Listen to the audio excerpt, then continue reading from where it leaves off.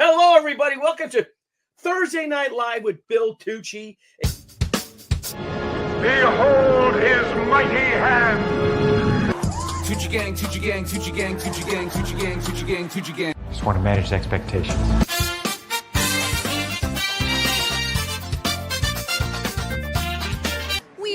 Weird. This is the worst.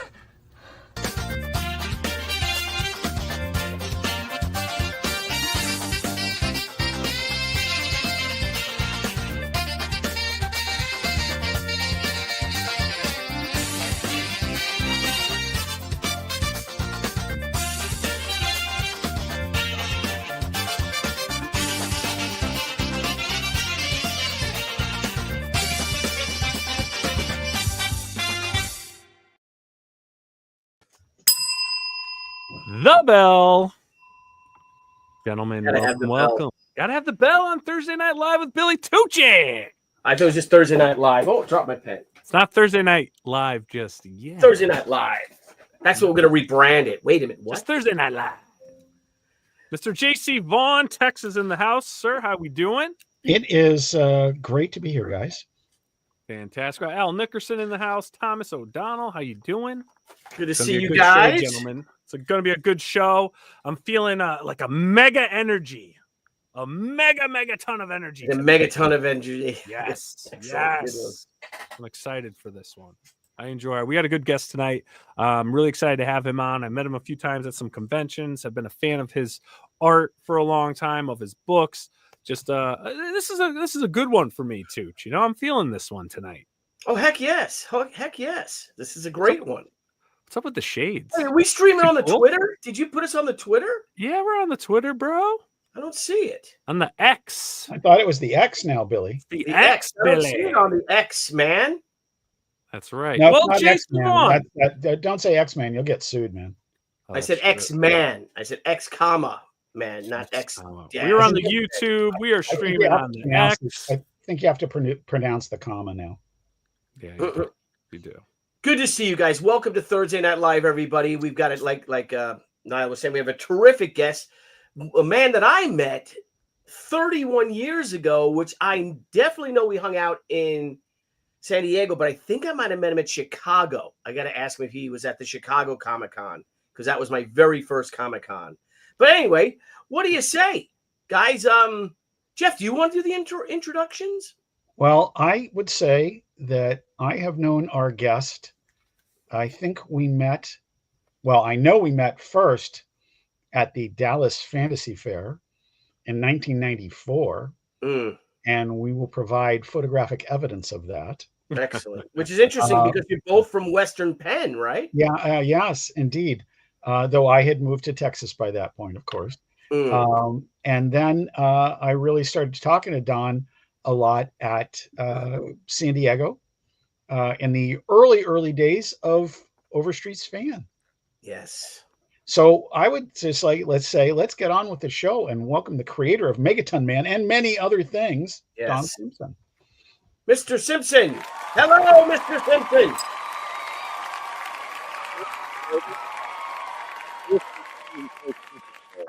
I'll turn that on.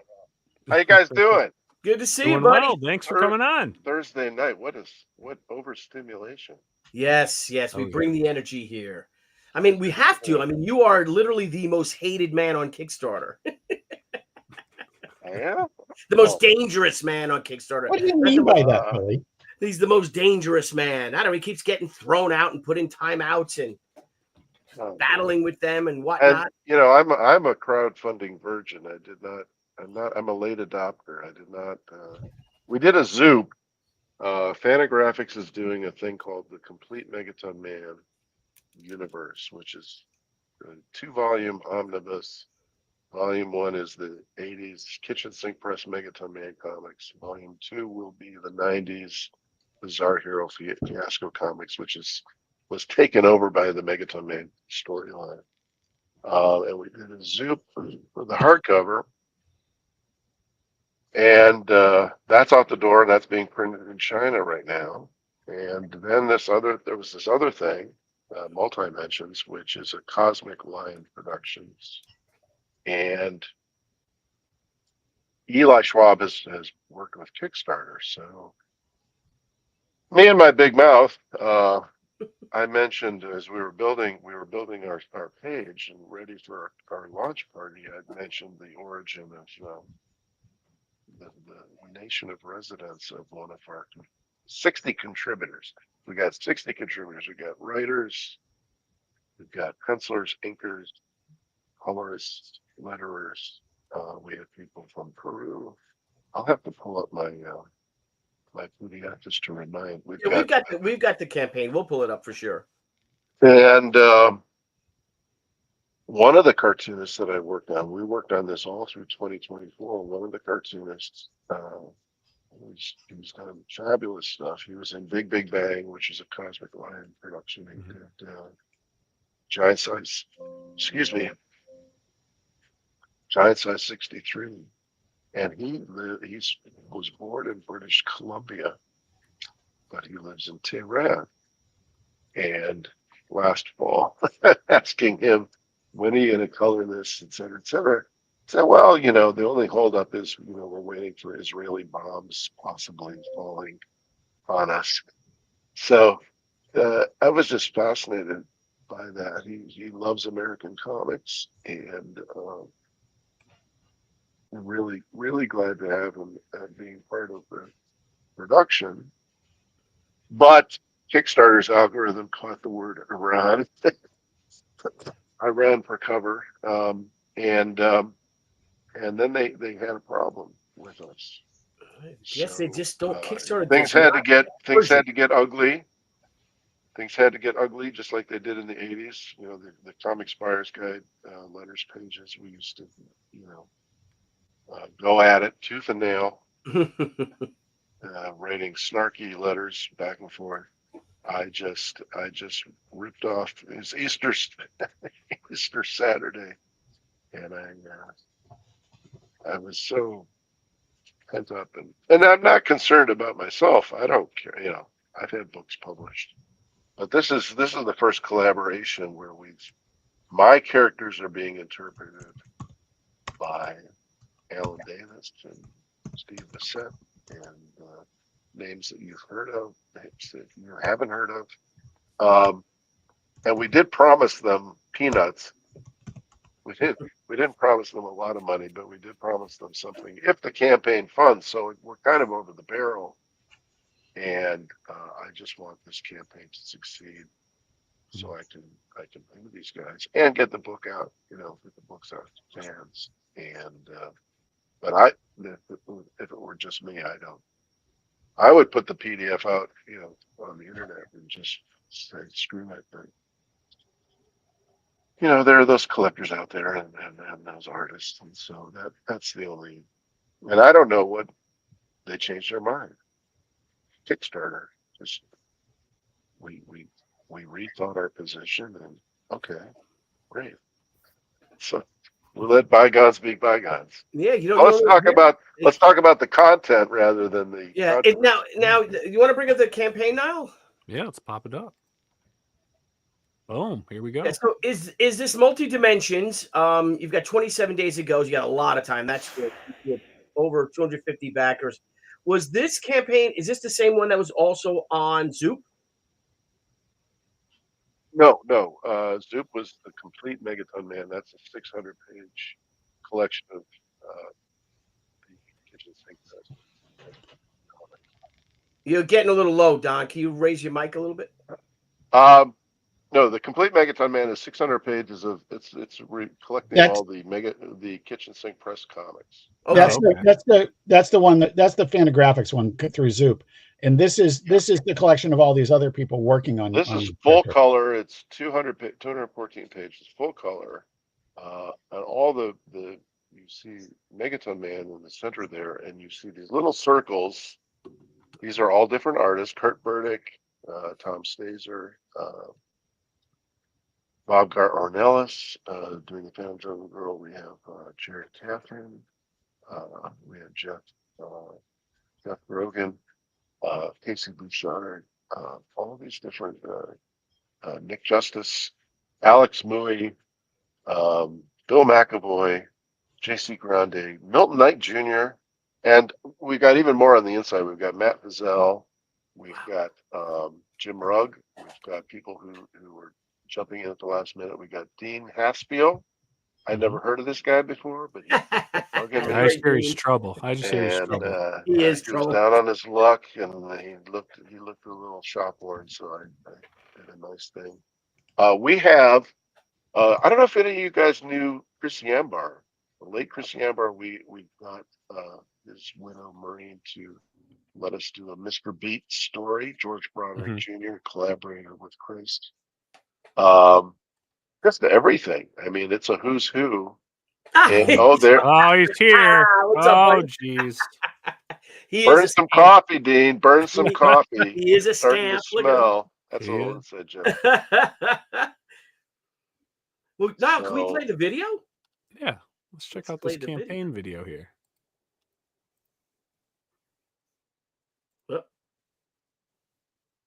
No sound, Nile. No sound. That's me in my kitchen. Did you say there's no sound? There's no sound. You look at Eli. You have the muted. Oh no, it says there's sound. Look, it says muted, there's right sound. There. Put on the mute. Go up. Hit it again. There you go. Well, I could probably just. Do you have sound, Billy? I have no sound. Do you guys have sound? Nope. I don't have sound. No sound? Let me pull it up. Hang on. It's got That's sound. insane, Nile. This is insane, Billy. Here, let me refresh it. It's an outrage. An outrage, indeed. It is an outrage. It's not anything. I'm just pitching the concept. But what it is Yep, I have music if you want me to share, Nile. I have music too, Billy. Oh, okay. Go ahead, do it if you got it. Do you want me to share it? Don't fight over the comic books. It's like the come old back there. It's like the old comic buyer's guide lettered page at the back, right, Don? Like you said. Yes. Was it comics buyer's guide in the back of that? Was that share the video, guys? Don't fight over it. Yeah, just do it, Billy. All right, hang on. For goodness sakes, gentlemen. For goodness sakes. We'll go big with it. There's no sound. Are we ready? Billy. Here we go. There's no sound. I didn't hit play. Don, you'd never know that we've done like close to 1,000 shows. Here we go.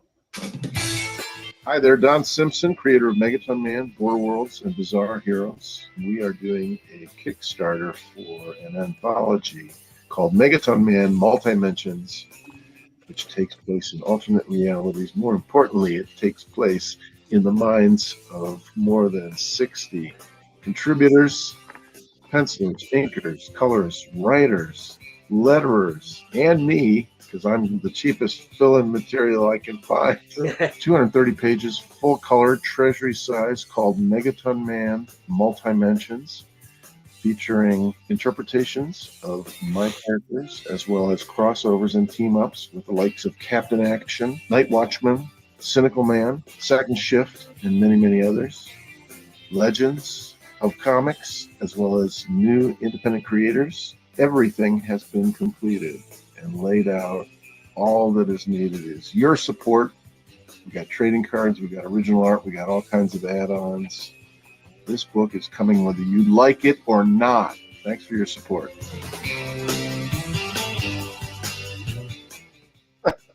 That sucks. See, that is a good video. Yeah. So Eli, we taped that. Eli Schwab put that together, and we've been doing all kinds of videos. Let me try to freeze frame on a good image, so we can keep it up there. Hang on. You guys While just he's doing that, hey Don, how did this project come about? Was it something you thought of to bring artists in, or was it approached to you?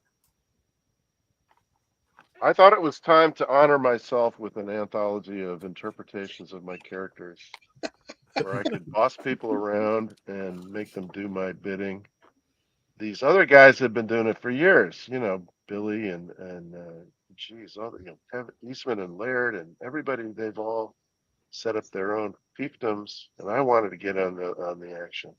No, this was like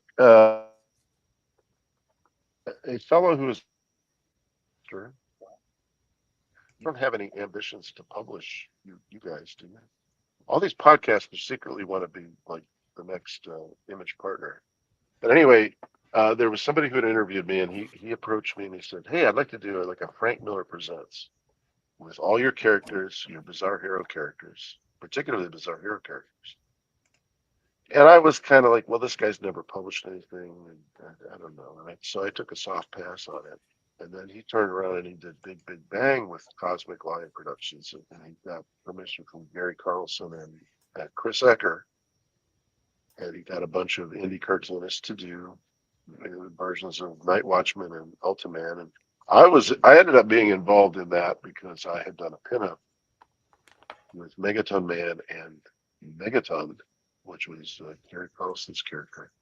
And so they colored that and included it. And I got a copy in the mail January 24. And I said, well, I guess this is a real thing. And maybe I missed the boat on doing something with my own thing. So I contacted this fellow and I said, hey, maybe, it's probably too late. He said, oh, no, let's do this. And we jumped in. We came up with the name Megaton Man Multimensions, which is my multiverse. And I'd actually used the term in X amount of comics. And it was just my version of a multiple reality. And initially we were just going to have people interpreting my characters. And then I thought, well, maybe they'll be more invested if they do crossovers. And so we did and I had talked to Chris about doing a Night Watchman thing forever. So we did a 6-page story. And Joe Ely Corrales has a comic book called The Improbable Girl and Wonder Kitty, and he did a crossover with Cosmic Cat. And so then the ball started rolling. Now the person that was going to be the editor disappeared after 5 weeks, and that's all I'm going to say about that. Oh, geez. So, like, we're all looking at each other. By this point, I have 6 or 8 people who are doing submitting ideas, and I was kind of part of the friction was that people wanted to ask me for advice. People were, would your character say this, or is this the right kind of dialogue and so forth? So that was one of the contributing factors, is that people were kind of bypassing the editor. So then we thought, well, who are we going to get to edit? And I mean, somebody like Jeff Vaughn would be like a fortune. So, I thought, well, I'm the cheapest. Can't believe he turned it down, Don. I'm the cheapest. He turned it down. I'm the cheapest labor I can find, so I might as well do this myself. And it's been an interesting. Like I said, Billy's done this. Billy's had other people interpreting his characters. You've had the image guys of all, Valentino and Larson, and all those people have collaborated with people. Michael T. Gilbert has taken Mr. Monster, and he's had Alan Moore interpret it, and Bill Loebs and Bissett and everybody. But I had never really had that experience. I'd been on the other side of the fence. I had done a lot of freelance work, and I had done King Kong, and I had done Turtles, and I had done I had interpreted other people's characters. I'd worked for different publishers, so I knew what that was like. And but now the shoe was on the other foot, and I'm 63 years old, and I'm now the editor-in-chief of Multimensions, and I just tried to treat people the way I would like to be treated. We would talk about ideas, and they would ask me, has anybody done Cosmic Cat yet, or has anybody done the Meddler yet? And we would chat, and there were all kinds of different workflows and different kind of working methods. Some people were completely digital. Some people were analog. There were writer artists. There were people who were teaming up their IP. There were people who were just doing interpretations. So you're stopped on a page with Carrie Callan. Carrie Callan. I'm convinced that Carrie Callan only agreed to participate in this project because Bill Morrison was in the project, and Carrie had worked with Bill at Mad Magazine. Mhm. So I knew that, like, people, they weren't necessarily as they were in awe of me. Jeff Grogan, he's doing a crossover with Captain Daiquiri Jones. You got Misi. We got Captain Action. That's I great. grew up with I had a Captain Action doll in 1967. So I know Ed Cato. Jeff knows Ed Cato from Ithacon and Yep. so forth. Yeah, you got Lady Action too. And what's the kid's name again? The young guy? Action Boy. Action Boy. Action Boy. Okay. Action And Dr. Lad, Evil. Action. John, you were mentioning Well- that you grew up on Captain Action and all. Can you, for those of you that are watching that may not be familiar with your work, tell us a little bit about yourself, how you got into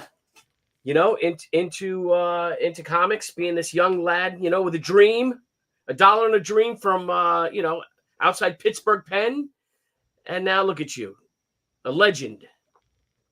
Well, I grew up in suburban Detroit. My parents were from Pittsburgh, so I have had a lot of relatives. I think they crossed the frontier in a wagon. I don't know. That's too far back. That was I was 10 years old in 1972, and I picked up every Marvel comic with a September cover date, so that would have been like June or something, or May. Amazing Spider-Man 112. The next month was October, Doc Savage #1 and the Claws of the Cat and so forth. But I was hooked on comics in the summer of '72, and there was a lot of late '60s coverless comics, and there were kind of just comics from my kids in the neighborhood around the block. I got to see Steranko's Captain America. I got to see, Victor's Spider-Man, all the way, all that stuff, and reprints were happening. Origins of Marvel Comics, Son of Origins, the Treasuries were coming out. The Spider-Man newspaper strip in '77. So all the '70s, I was, and Mad Magazine and newspaper comics and Peanuts and Funky It was Magazine.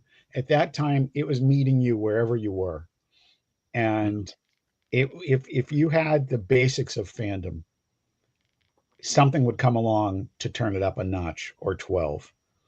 I remember I had lived the 2 years that I lived in northern Jersey, discovered allergies. It was really wonderful. And at one point I was sick enough that I was home from school for a few weeks. I had like this death rattle cough. Oh my God.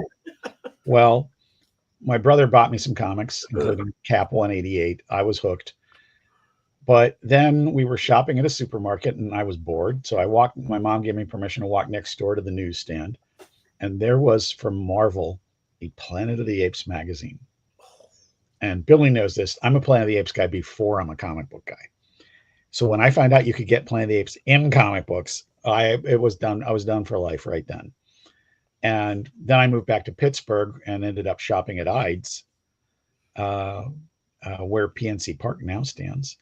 And those guys just got me into a lot of comics, and it just went from there.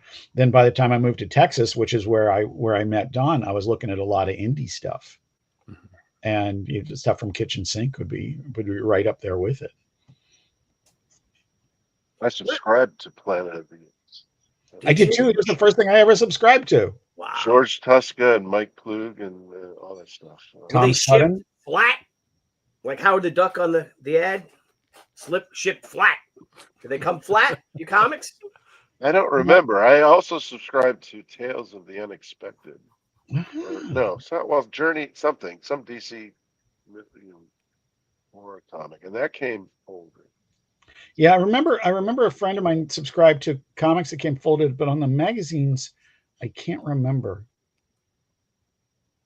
Anyway, because I'm I sure I was would the have been appropriately Planet outraged of at the the time.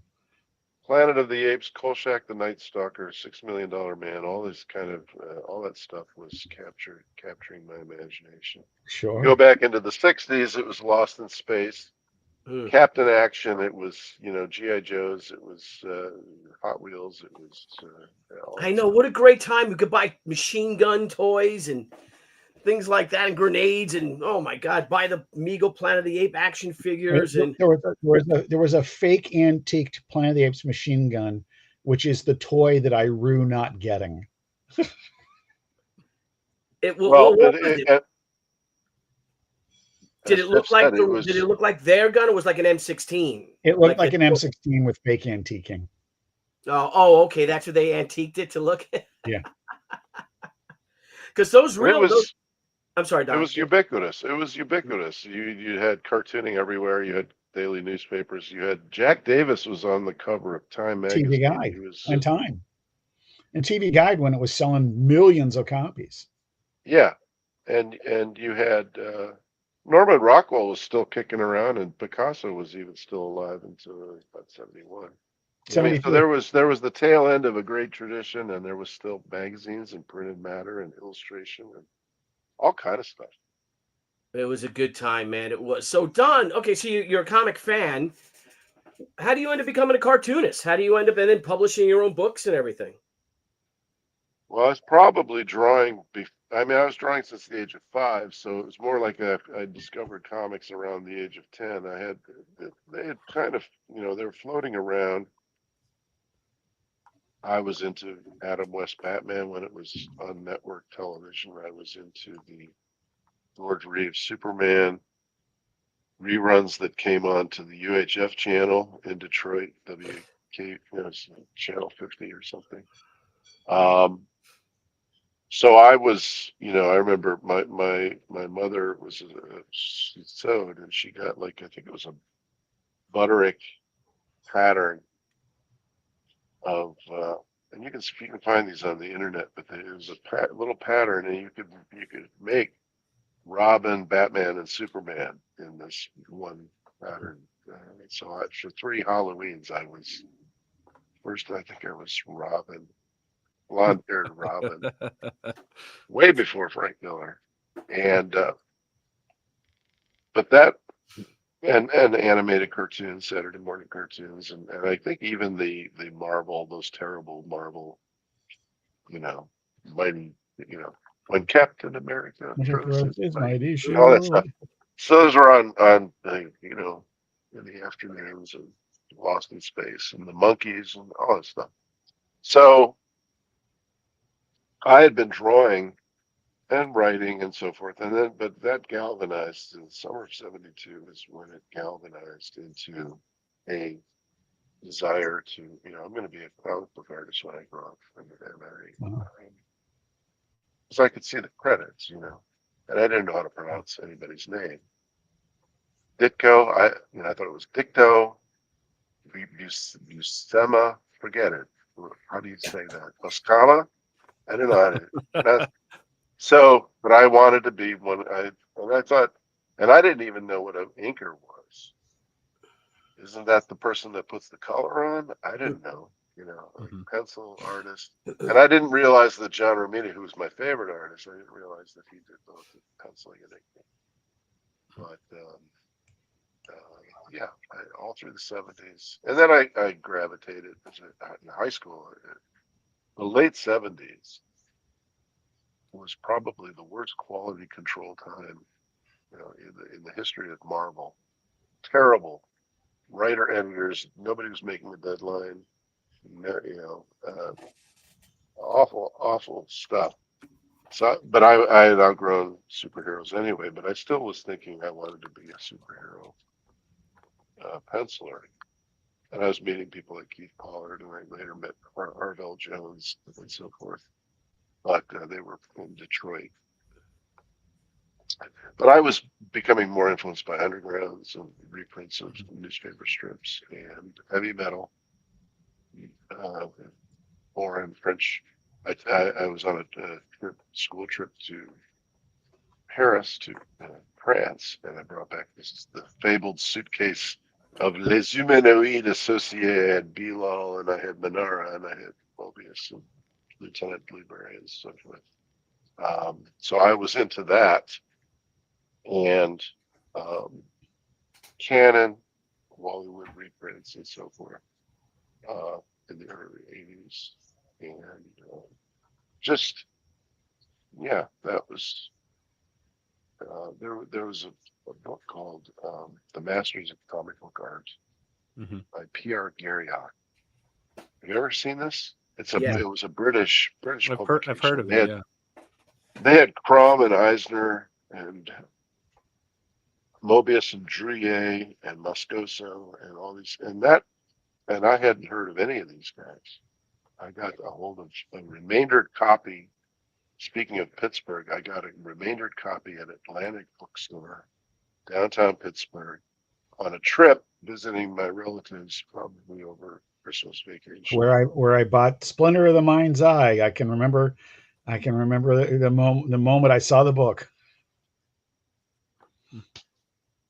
Yeah, and of course those are all gone now, along with George Aiken prepared foods. Those are all gone too. And that prolonged my interest in cartooning, and of course there was sex and naked ladies and stuff, and other interests as I became a post high school young adult, and I dropped out of art school in Detroit, and I was an undiscovered genius, and I was trying to break into comics. Hung around with Mike Kozala, who became an animator. He was an animator on the early Tracy Ullman Simpson segments. Oh wow! And he worked on Ren and Stimpy with Crick Falusi, and he did the Marvel comic book for that. He did Captain Jack for Fantagraphics. So, but he was my roommate. But we had our little colony of people from Detroit, and we had no idea how to get into comics. I was sending stuff to, John Workman at Heavy Metal rejected me a couple times. I did a story of a naked lady in a tank. It made no sense. It was like some kind of psychedelic thing, and but he's in Multimensions. John Workman is in the. I caught his name in there among all the other creators. And his daughter, Kate, who does a beautiful crochet yarn man. So it's all come full circle. But yeah, it was that was the time we lived in. And what's really interesting, and I broke into comics with Megaton Man. We could talk about that, but I was in comics. It felt like only like 5 minutes I was in comics. And then this young punk Billy TUCCI'S comes up, and he's right behind me, and he's got this beautiful young woman at his table, and she turns out to be the brains of the whole thing, right? I think that's darn tootin'. And he's on this whole the self-publishing wave, which is this whole other thing. I remember your second issue, Billy. Remember this? Your second issue of She. I remember the second issue of She, yeah. And it came back from the printer. It was a little dark. And yeah. You're on the phone with me, and I'm like, and I'm I don't know, I was doing Bizarre Heroes at that time. And you said, I don't know, let me mail you a copy. So this is a copy to me. Did I? It was a disaster. I thought it was all over because it was so dark. You recovered from it. It was a little dark, no one but noticed, it's like Don. Nobody cared except for me, because they were hand painted. Barry Orkin painted them, and I would just help Barry. So the first 2 issues were hand painted, and they were like, "Well, we don't know how to do this." Like, I don't know. It was such a nightmare. So then we went to computer coloring. Who was the printer? Was it Ronalds or somebody? It was Sparta. Sparta. It was before Quebec Corps. Well, that's the amazing thing about the technology today is that it's almost foolproof. They can, but things used to run. People don't realize how handmade mass production was back then. But you had to have experienced people on the press who could regulate when the you amount of ink. And talk, just a slight variation, you get, yellow would turn green, and Yeah. and you were really freaked out. And I'm like the veteran who's been around for like 8 issues or 10 issues or something. And I'm like, kid, don't worry, you'll. That's what you said. So I was like probably 27, and you were like probably 30. You're like, yeah, you're the old timer, but it's funny when you think about it, because at the point where we were doing that, the guys with a decent paycheck at that time would go do press checks. They'd go to the printer and see the books coming off, check the colors and everything else like that. And now we have so much what you see is what you get, with exception of course, that it's amazing that there's at least a generation that has never experienced those kind of quality control issues. Yeah. Because you had, you would get the proofs, right? And they looked fantastic on that shiny, thick photo paper. And then you had the giant, you had your what the hell do we call them? The magenta, the yellow, the black, the cyan, the big sheets of 4 pages, 8 pages, right? The separations. The separations, and you have these giant things. And you go over and like, okay, that's great. And then you would send it back to them, And we had a color. We had the first one was done here, and I had to send it to them. And then it just came back muddy, and I thought it was all over. And like I said, nobody cared. I was really freaked out because I had not made any money forever. And then the first issue was a big hit, but we only made 50,000 copies, like only, right? But so then I threw everything into the second issue. And then it came back like that. And I for a moment, I really thought like it was all over, But come in off the ledge, Billy. Come in off the ledge. Yeah. Get away from that bridge. Yeah, and then you were. You have to. Yeah. You have to really go out of your way now to mess up a print job. It's completely different, and it's really interesting on this Multimensions project. I had 60 collaborators, different colorists and so forth, and they're all doing like RGB. They're not even converting to CMYK. I tried explaining what trapping was to somebody, and it's like I sound like the unfrozen caveman cartoonist from the 80s. Yeah. People you have digital files of all these, or did some of the stuff that was reprinted or is it all new? It's all new. Yeah, Billy, you're conflating the two projects. I am. The Fantagraphics books are just the old stuff. Okay, all right. And this is all new. This is all new. Okay. You're stopping on Bean World there. Those are Bean World, and so Larry Martyr on the left and Steve Bissett on the right. Those are from I have a hardcover sketchbook from 1988. Those are from 1988. So I scanned them, and Larry actually, that was colored pencil, so I had to tune it up a little bit and balance it. But that is a drawing that he did in Dallas in 1988. And Steve is like 3 pages later, and he did it in Sharpie and pen and ink and so forth. And I put that and I colored it and lettering. So there are some callbacks to the 80s. There's a Michael T. Gilbert, Mr. Monster. There's now the next page, Alex Mui. This is brand new. Alex, pronouns they, them.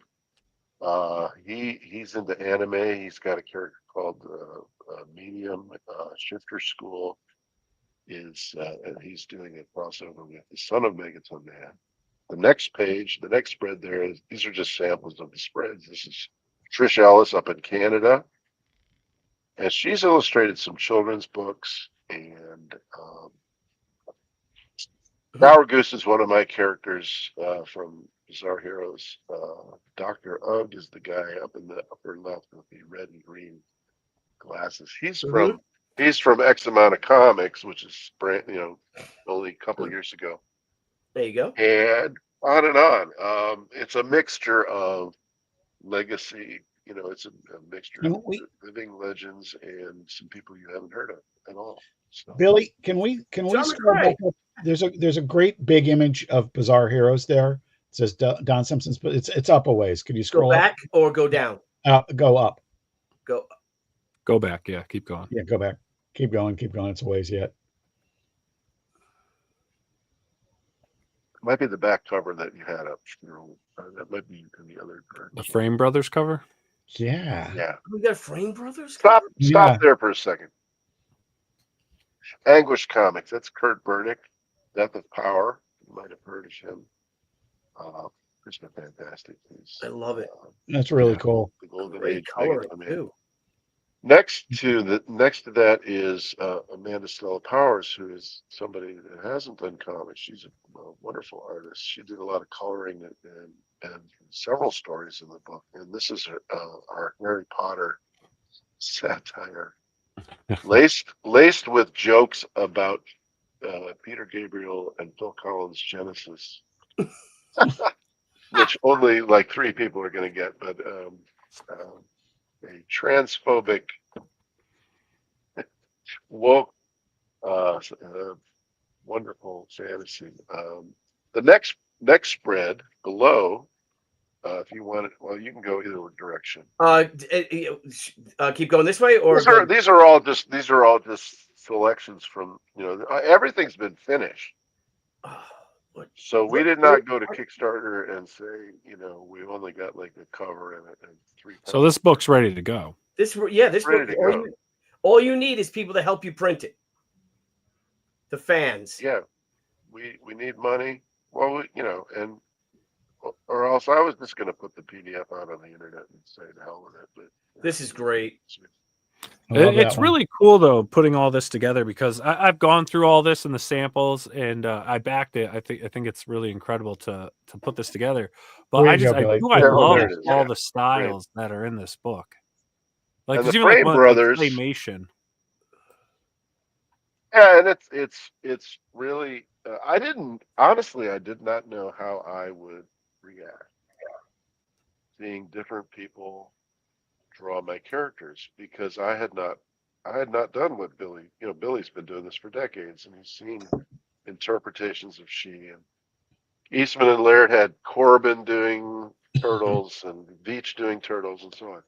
I had seen a few convention sketches from people. Steve Lieber had done several sketches that we ran in Bizarre Heroes on the letters page. Jeff D, if you remember. I remember him inking one of my Megaton Man convention sketches. Jeff D inked early Badger. Yeah. And he did a lot of gaming stuff, but he had a very simple brush outline, and that actually influenced me. But I had not seen, I had not unclenched and let my characters out into the wild and let people just play with them, And so I'm doing this now. And the Frame Brothers, they've done a Captain Action crossover. Yeah. And they've done the Three Stooges. Don, when they got the Three Stooges gig, I had recommended them for that, and their attitude was like, how's that going to work in comics? And they've done, I swear they've done at least 20 of those now. Right. And the Al Capone Captain Action, that's my character. So okay. I've worked with them a lot, and that's why I flipped when I saw this, because this is great. Did they color it themselves, or did you have somebody else color it? They colored it. I think I had to fix the bottom of Megaton Man's boot, which is red. I think they had yellow or something. They do the whole thing. They are brilliant. They are great.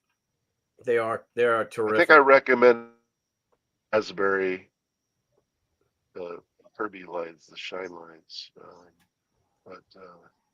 These guys should be a lot better known. Hopefully their prices will go up because I see them at conventions. I bought several pieces from them, and Yeah, really glad I to started have them. I started working with them in 2007. We did a newspaper strip in an antiquing periodical called Antiques, and we did that for a little over a year. Yeah. Which you collected into a trade Yeah, paper. it's a little hardcover. Yeah. So much stuff, Don. This is terrific. So it's 200 214 pages, 177 at least are comics. And I didn't want it to just be pinups. Mhm. Yeah. I didn't want it to just be convention sketches. There are projects that you've seen, like there was a Deja Thoris, Edgar Rice Burroughs project, and it's just endless pinup. You keep turning the page. Oh, there's another rendering of a naked lady. Here's another, and you have projects like that. Jeff will know project. I hesitate to mention Kent Menace. That was mostly just pinups.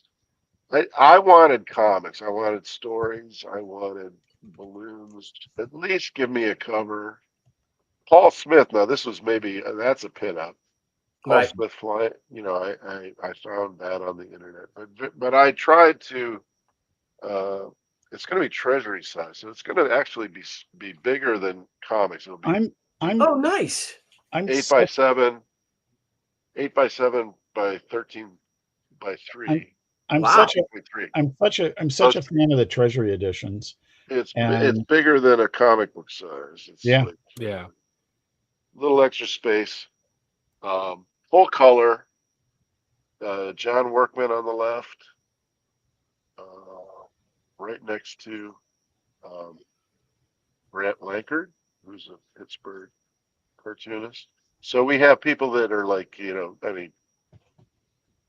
John Workman was the editor of Heavy Metal. He turned me down. I mentioned that. Bill That's McAvoy. Yeah. And then there's plenty of filler material by Don Simpson too. That's a terrific spread, Don, right there. Wow. That's actually sideways, but that's that was on the back cover of this, but it had a barcode on it, and you're seeing it in reverse, but it's going to be bigger, and you see all the artwork. You get to see everything. You got the Rocketeer and Captain Action. Face. The last piece was Dean Haspiel, and we were up at Ithacon, and it was kind of a slow afternoon, probably the second day, and I penciled his character, Chest Face, and I penciled Megaton Man, and they're basically the same, except Megaton Man has a head, but they're proportioned the same. And and so I handed it to Dean. I said, "Here, ink this." And he was playing hard to get. He was all year long. He was like, I don't know if I want to be in this project. I tricked him into being in the project. That was the last piece we colored. This is great. You have the bios on each of your creators, including the Persian, which got past the censors. So here. Yeah. Yep. Oh wow, the original art, the cover art from the frame. If you want to buy the original art, we have obscenely high prices on there. Where it's all going to pay for the printing and the That's just awesome. That is. I don't see the original art here though. It's on the add-ons.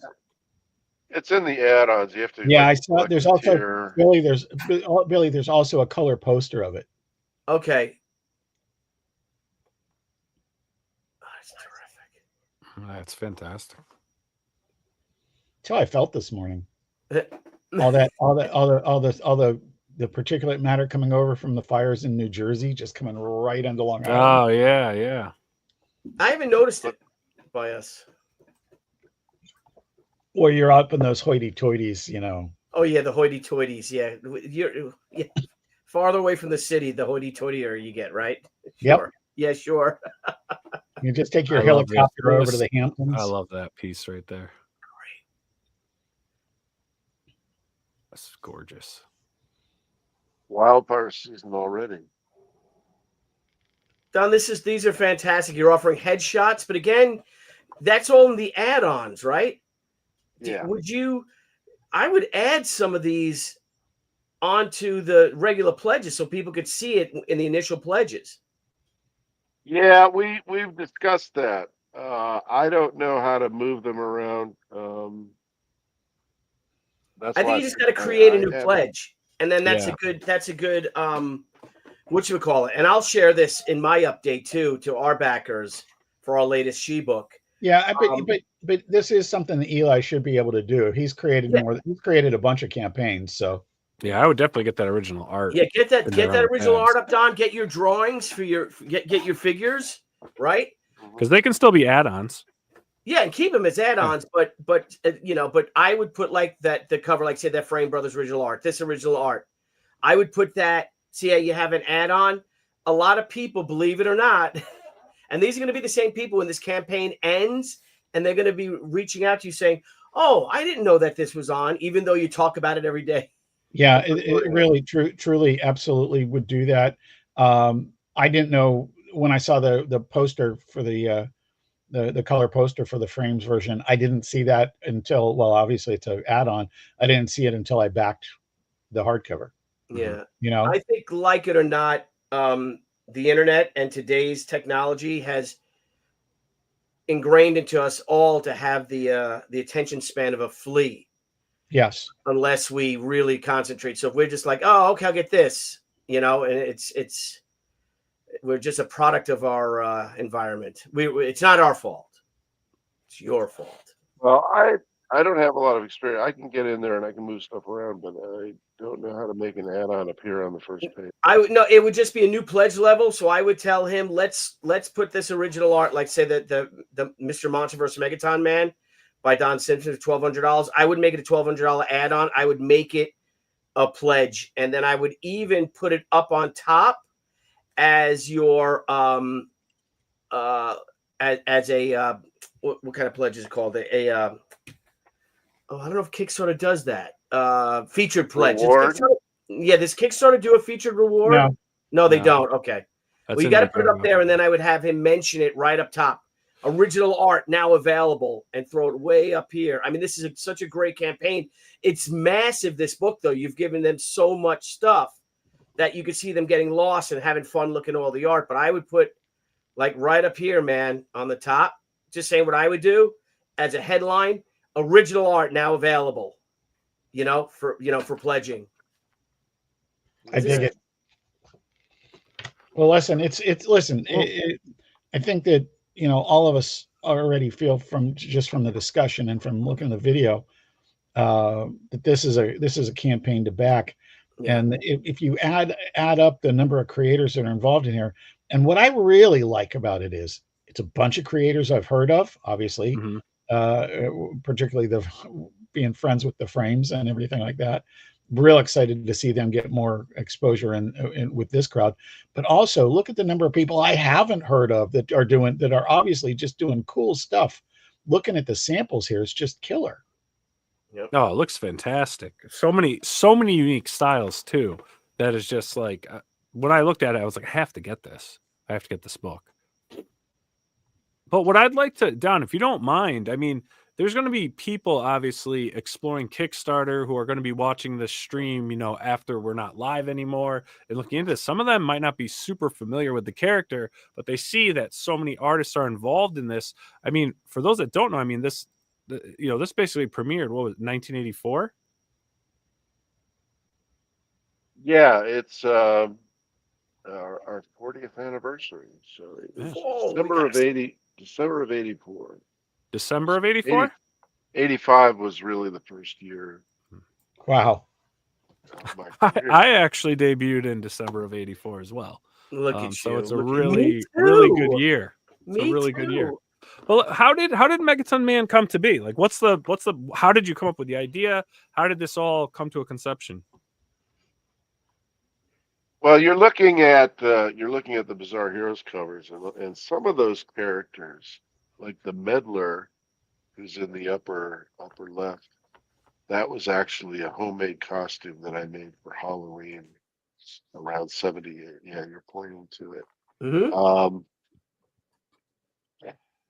Some of the other characters in Bizarre Heroes, maybe the Slick there and the green and tan guy, that was also maybe something from junior high school. But Megaton Man himself was actually rather recent in terms of just before I broke into comics. That was like a brand new thing. I had a lot of characters that I made up in junior high school and high school, which I ended up using in Bizarre Heroes. But Megaton Man was a 1982. So, you're talking late 70s for high school. I graduated in 1980. 1982, I came up with Megaton Man. And he was just an amalgam of all the satirical things I wanted to say about superhero comics. Um, all of the cliches, all of the over the top musculature, obviously. Mm. And what was great about the concept was that I could use all these different influences, artistic, stylistic, inking influences, and I could throw them in. So one panel could be look like it was inked by Neil Adams, and one panel would look like Eisner, and one panel would look like Mobius or something. And it all worked because it was just so insane, and it was supposed to be funny. So all the exaggeration really worked with the character, and kind of the neurotic overworking. Do you have PDF of the whole book? What's that? Do you have the PDF of the whole book? Of the first I don't know if issue? I sent you the. No, the whole Multimensions. I don't know if I. Oh no, we don't have copy of the PDF. No. Maybe I can present something to you. Could I do Yeah, that? you could share your screen. Yeah, please. Yeah. Let me see if I've got it hooked up here. Okay. Who's that?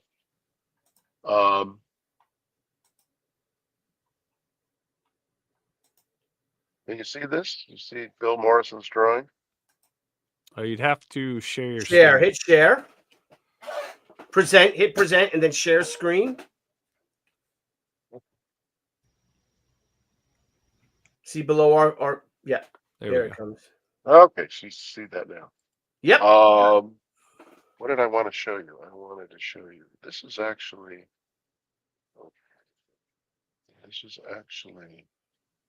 This is an interesting page because the thing you're seeing on the right is a piece of artwork I created in 1984. This is going to be a promotional poster, and let me do that. I hate yes. All right, but this is the kind of over inking that I did. This is the kind of neurotically overworked inking, and I drew this in the summer of '84. And here's the Earth Mother, who is the see-through girl, who is a persona that I did not use until 10 years later. But this was Pippin Singh Press had wanted a poster to promote the series, and I came up with this, and I sent it off, and I never saw it again. And it was not used.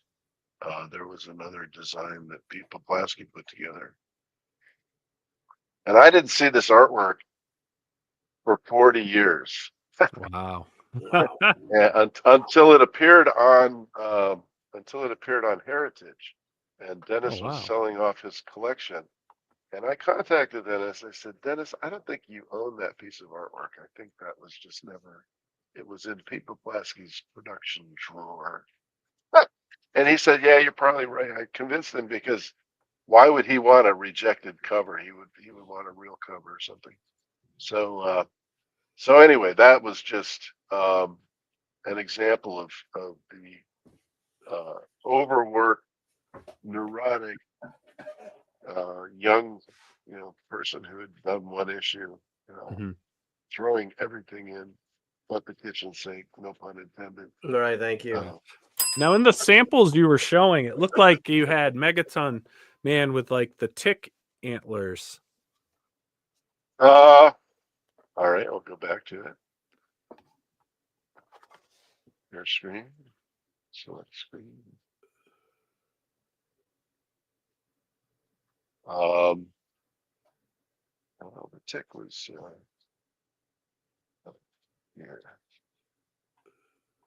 I actually did a team up with the tick. This appeared at the Baltimore Comic-Con souvenir book last year. And that's the tick was the maid of honor. Yeah, I did a piece too. I did a fun piece. That might be. So I gotta reach out to Ben for the. Remember the piece I did? But I had Jeff? done in a Yeah. book called War of the Independents, which is here's the tick meeting Megaton Man. One of the this was done about 2017. This is Dave Ryan in New Jersey. Red Anvil Comics. Yeah, love Dave. Yeah. So we finally did I finally did have a tick crossover. Let How me do you just feel show you a about couple the tick with what you created and then what he created, which is basically what you created? I just bygones are bygones. Yeah. Are we stop sharing? Okay. Don. Yeah. No, again. Sorry. No, I said hello to Ben at last year in Baltimore, and yeah, we're okay. I mean, it's all. These are all just ideas floating around. I was kind of doing Dudley Do-Right. I was kind of doing Casey at the Bat. I mean, that's kind of the inspiration for Megaton Man was kind of the overconfident hero who chokes, and that's all I was doing. And you could even see in the Dean Haspiel drawing. I mean, everybody draws that shape of character now. The broad shoulders and the too many muscles and so forth. So it's out there in the wild now. It's a part of our language. Yeah. I'll take credit for innovating it if you want. I think you should. There I think you should. I think that since we are the 40th anniversary of Megaton Man, I think if you know Tom Zoller, the artist Tom, the cartoonist, he works with very closely with Baltimore Comic-Con, and last year was the 40th anniversary of the Tick. Maybe reach out to him and say, do you guys have a theme for this year's yearbook? Because maybe do a 40th anniversary of the Megaton Man, which you have a lot of you were part of the book, remember with the Tick, and do it with your character this year. I've talked to several of the people, but they work years in advance. Oh, okay. They do. Oh. Speaking from the publishing side, Billy, if you're working on this year's book, you're late. Oh, really? Oh, okay. Okay. I'm still trying to get an Overstreet cover. So am I. So am I. Sore subject. This is a fun year. They're very good to have me as a guest, and Baltimore's a great show. It sure is. Very, Charlotte, very good Charlotte. comic centric show. One of the few big shows that's comic centric.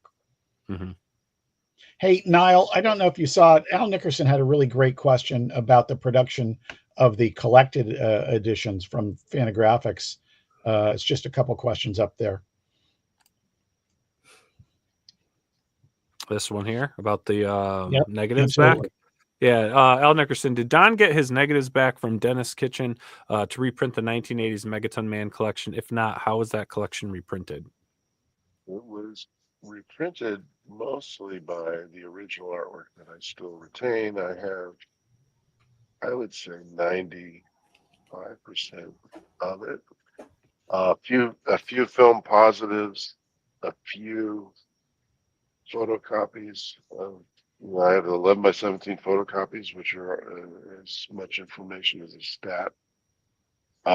So I've been very lucky. There was a couple pages that I had to essentially blow up and re-ink. There was like the cover to Megaton Man 6. I had to just scan and blow it out and then print it out on a cardstock and then ink in some of the detail. And then there was a 2-page spread. There was a couple things I had to kind of touch up. And luckily, the Alzheimer's is not completely kicked in yet, so I'm still able to hold a brush and imitate that. But it's in another 5 years I won't be able to do that. But it's all remastered from original artwork, and some of it, some of that Zipatone did not age well. Oh, So yeah. there was some fudging and so forth. And I used to use rubber cement and all kinds of stuff. So it's the negatives that Dennis, those weren't of any use in 20 years ago. So I don't know what happened to that. Yeah. I think I might still have a couple of sheets of Zipatone in my flat file somewhere. Do you really? I think so. Well, yellow. You had sort of similar experience, not a ton of the same experiences, but when we were putting together the original art edition of number 1, you had to go back and reconstruct some stuff and clean up some stuff. And I always just find it amazing that anybody has any of this stuff, I have all the original art for number 1, but one of the fun things that we found, Don, there was a scene which, you put your trust in. I had an inker, and there's a scene. Her bottom looked thinner than the way I drew it, right? When I got the ink pages and all, and then we sent him to Barry to color. He was hand painting them, blah blah blah. And one of the discoveries we found was on the original pages is he made she's bottom a lot thinner in the back, almost not quite a thong, but a lot thinner, because I have my original pencil lines of her behind, and I'm like, look at this, Jeff. I'm like, and I never noticed it until I really looked at the pages to clean them up and all that. I'm like, this son of a bitch made her bottom thinner in every panel. It was weird. It was weird. I did the scanning myself, and I went through. It's like over 1,000 pages. Wow. And I had to piece together stuff. I mean, between the 2 volumes. So the second volume will be all the Border World stuff. And I worked a lot cleaner by that point. I knew what I was doing by the 90s. But in the early 80s, boy, I was using some very unorthodox techniques that did not hold up too well. I was using white Zipatone, and some of the white Zipatone has kind of almost disappeared. It became saturated. I had to do like multiple scans of things and change the exposure and stuff. So it was really interesting because I had forgotten. You forget how you did stuff. Yeah. And you forget, you learn a better way, you learn a more efficient way of drawing, and you learn a better way of inking. Oh, sure. And some of it does not physically age well. It's not about the content of the art or the story or anything like that. But like some of Chaikin, the weird paper that Chaikin was using for American Flag. My buddy had one of those pages, and I remember when he got it, I was over the moon that he got it. And now it's just sort of like, oh, that doesn't look good. Yeah, the duo shade especially, that does Yeah, not, it's it's exactly not what it color was. fast. Yeah. It's not light fast. It's not fixable. It's a photographic silver based, it's a photographic process, but you can't fix it like a photograph. It's still developing. And if you, I had actually had the experience, I did a whole issue of Border Worlds with duo shade, and I stuck the pages on the wall as I was finishing them, and that exposure to light was terrible, and Hmm. we had to go back to press on that issue. That was issue 7, yeah, 7 or Mhm. 6. But in any case, yeah, lots of, well, the technology has changed. We caught the tail end of the duo shade. We got the tail end of Zipatone. It Yeah. was the golden age of art supplies, Yeah. and now it's all you have people creating filters to create that look. 100%. Yep, 100%. It's I like, know I have a couple of duo shade boards, and that was when you had 2 different colors, right? 2 different chemicals, yeah, one for warm gray and one for cool gray, maybe, or something. Remember, it was like, yeah, it's like maybe a 30%, 60%. yeah. Well, There was one set of lines going this way and one set of lines. yeah, that's it. Yep, yep. The result of the comics was great. The boards themselves have not aged well. No, yeah. So Don, being that, and we could say it. I mean, I know it's past the 40th anniversary, but do you think for the 40th anniversary of, say, Fiasco Comics, that it's quite possible you could bring back the Fiasco Comics little caps there for the 40th anniversary? For you, yes. What do you think, Yeah. Jeff? Now, where's this, Jeff? That is Dallas. That's the Dallas Fantasy Fair. That's my late friend Kevin Topham, Who never and aged. and me when I still had hair. Yeah. And I'm the next one. There I am. And that's San Diego '94. No, that's Chicago, I think, of Okay. 94. Don, did we meet at Chicago Con first, and then that's how we met each other, and then we were at San Diego. I think Because Chicago would have been first back then. Yeah, so I think this is Chicago Con right here. Probably Chicago. Yeah, that's definitely Chicago, because I'm looking at my backdrop with the way we hung it and stuff, and I had these. There was another one too. I love those hats, man. They were so great. Everyone wore them. It reminded me, these days, I have a broader perspective, and I think, oh, that's like a deli back in the day. But for me, that's like when I started going to McDonald's. They had those hats. Did they? Really? Oh yeah. Well, those originated. There's a photo online. San Diego, there used to be. There still is a restaurant called Felipe's, and it was the only. It was a very small little Italian block in San Diego, and they had these Felipe's Pizzeria paper hats, and one day we would always go there to eat. Valentino and me and Charles Brownstein, Larry Martyr, R.L. Crabb, and there's a photo that we come back to some party at the Hotel San Diego, which is where all the reprobate underground cartoonists hung out. We had these paper hats. And of course, we're imbibing some chemistry of some kind. Mhm. And but that was like, and they had it printed in the hat. There was the supplier, which I think was out west somewhere. So I would order. I must have gone through 3,000 paper hats and different colors. Those are collector's items now. Heck yeah. Because people, you pull them out and put them on, and you couldn't flatten them again. Yeah. So 3,000. Holy crap. Oh, those were the days. Those were the days, man. 94 is when Jeff knows the story, is where Debbie went to go get lunch, and she's waiting online at the concession stand, and she strikes up a conversation with a very very beautiful older woman. And they just start talking about dogs that we had a Doberman and they had Dobermans. And it's like, oh, I met my friend. She's going to come by the booth. And it was Joni Lee, it was Stanley's wife. And Joni and Stanley come walking up to the booth. And I'm like, this is your friend? He's like, yeah. And he's like, oh, you do this. This is you. You make these things. And that's my poster in the back there from the very first San Diego I had. Right there. Number 1, the first one. But that's how crazy it was back then. We had so much fun. We basically did whatever we want. And it worked. People loved it.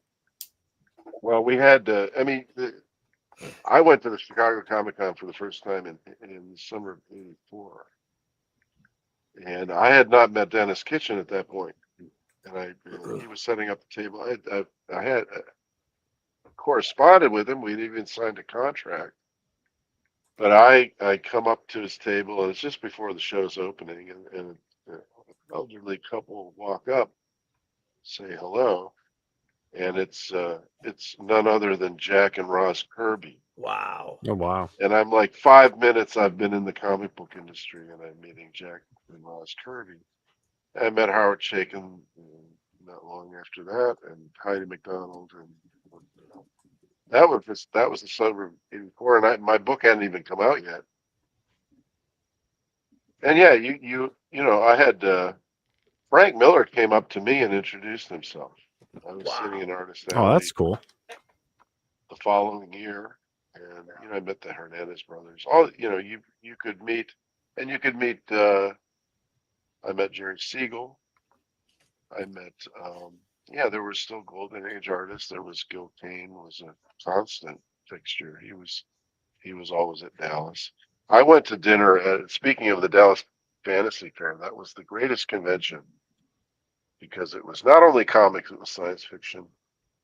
And I went to dinner with Dennis and Gary Ross and Vern Hogarth and his son. This is all one dinner. Jack and Roz, Gil Kane and his wife, Joe Kubert. I mean, this was one table at like a steak and lobster place. And I mean, you could still have that kind of company at one table at dinner. Yeah, there's surreal moments like that you at that time you were able to get in a career in comics. I ended up in '96 at dinner with some people from Diamond, Will Eisner, and Ty Templeton, and I was like, just because I was in the right place, Right. I love stuff like that. Right. I mean, and it was, I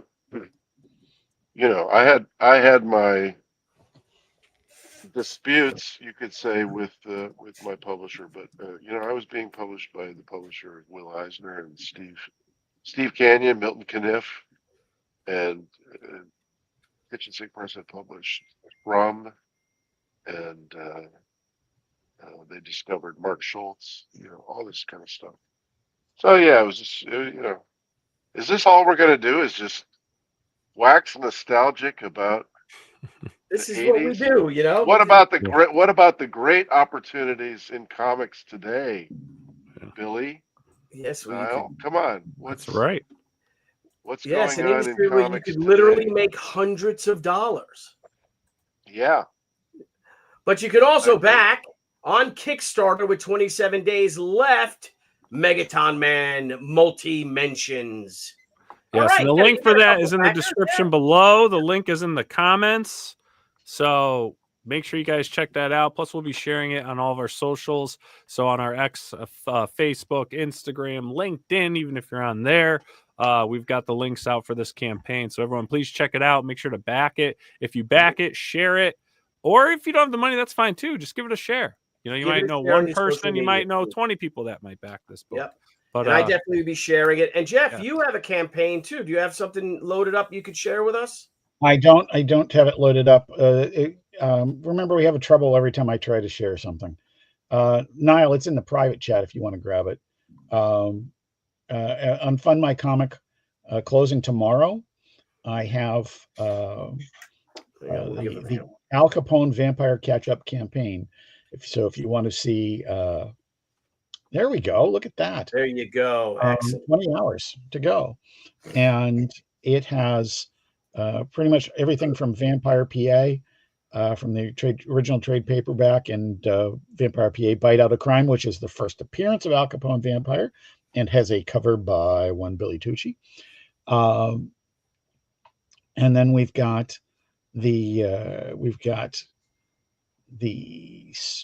Captain Vampire Action. Al Capone #0, which is actually a preview of Captain Action versus Al Capone. And then after that, we've got sets of covers. We've got all the covers. We forgot about Captain Action versus Al Capone. We've got that. We've also got the main covers, which is Howard Chaykin, Aaron Lopresti, Mark Wheatley, Simone Gigliomini, and John K. Snyder III. And then we've got the homage covers, which is the homage to Punch Comics #12, The Untouchables one sheet, Nick Fury, Agent of S.H.I.E.L.D. #10, Fright #1, and Tales from the Crypt #36. We've got our glow-in-the-dark covers, 1 and 2. Honestly, #1 is the best glow-in-the-dark cover I've ever seen. Agreed. I have to agree. And I did a glow-in-the-dark cover. It is. I mean, listen, I love Billy's glow-in-the-dark cover. The one that got us all started was Texas cover on Ghost Rider #15. It's a fun book. And so at any rate, it's got packages where you can get everything that's out so far, deluxe packages, and one where you can get the cover art for the homage for the Crypt thing, and everything else too. It's just the stock that we have. And really, anybody that gets in before it closes, I will say, they're going to get all 11 of our exclusive trading cards from previous campaigns, and they're fun. Very cool. Excellent. Nice. And thank you guys for sharing this. I really appreciate it. Since we're here to talk about something else, a book which I'm happy to have just backed. So, Nile, you said you backed it too? Yeah, I did. This is going to be a great right here. I'm really, not even really joking. You can see it. It's right there. I'm a backer. No, Yeah, this looks awesome, Don. This is incredible what you've put together, and I love it. Everyone, check it out. There's so many sample pages on here. You've got spreads in here. There's lists of who created. There's some great bios, descriptions of what's going on. You can go through all the tiers. It's actually priced really well. I mean, the soft, I mean, you can get the hard cover. It's $55. Soft cover, where did that go? Soft cover is $35. You're talking over 200 pages, really affordable. $35. I went for the hardcover just because I'm sort of a format snob, but I think that's a phenomenal price for the softcover. It is. There's retailer bundles here. The hardcover's been the best. I mean, the retailer bundle is so reasonably priced that I really thought about getting that and giving them to some retailer friends. Yeah. Oh, but incredible. Everyone, take the time to take a look at this. If you're watching this live right now, please go in, take a time, take a look at it. If you're watching this recorded, which probably most of you will be doing, just click the link. It's in the description. You can go through. Everything's there for you. You can go through, find it. There's so many tiers that fits, everyone's wallet. And again, you're getting over 200 pages of just original stories with characters from Don that have been just put together in this amazing imaginative setting with so many different styles. I mean, one thing I really love, where can I find it? I think I gotta go down further. I saw this and I was like, this right here. This looks so good. It's like, is it claymation or like computer art to look like clay? It looks like a superhero fumetti. Yeah. I love this Joe here. Joe Miller from Ohio, and he was a student of mine. And he's written books on 3D. It looks like it's Sculpey, but it's actually 3D generated. And those are my photographs of different things that I put in the background. He was trying to make a Pixar movie. He was gonna do a 3D like New York City or Megatropolis. And he was like, I can't do it. I can't. I said, well, just generate some of these poses, and I'll superimpose them. We'll have fun with it. But he's that's gotten a lot of attention. So, and right next to it, Chris Yambar Mr. Beat. Mhm. Chris Yambar, if you don't know, he passed away a couple of years ago. He used to run a convention on his front lawn in Youngstown, Ohio, a couple hours, about an hour away from me. Sorry, I'm from Canaan. But his widow agreed to give us permission to do a Mr. Beat tribute, and his collaborator George Broderick Jr. Does the honor. So we have the Megaton Mice meeting the fire-breathing Pope, the Blue Baboon, and Mr. Beat, the coffee beatnik. So that's a great four-page story. Awesome. Very cool. Sorry, man. I have this terrible summer cold. Yeah, no worries. And we've been on for about an hour and a half now, so we'll get wrapping. But you've got 27 days to go. So you know, if you want to reach out towards the end of the campaign, pop back on, do a quick promote or something. Please do.